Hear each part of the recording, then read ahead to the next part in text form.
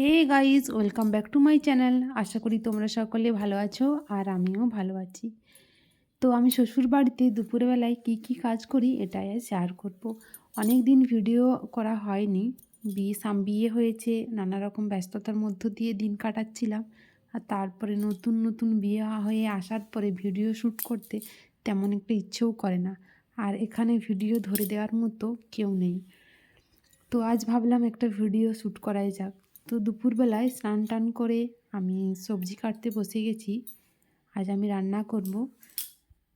আজ যেহেতু বাড়িতে লক্ষ্মী পুজো হবে, ওই জন্যই আমি আমার শাশুড়ি মাকে বললাম, তুমি তাহলে পুজোটা করাও, আমি রান্নাটা করে নিচ্ছি।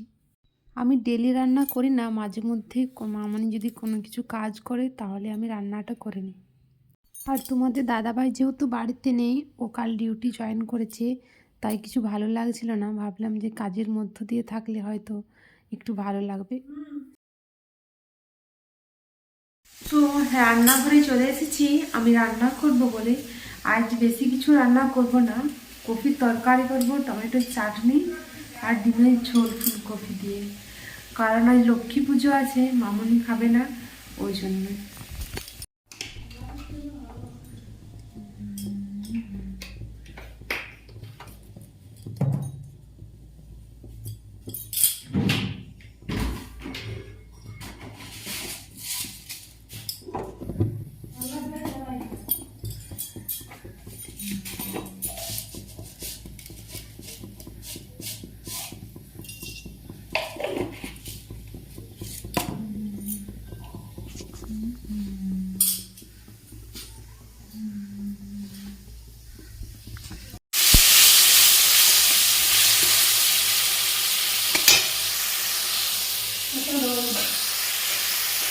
শ্বশুরবাড়িতে এসে আমার রান্না করতে তেমন কোনো অসুবিধা হয়নি, কারণ আমি আগের থেকে রান্না জানতাম।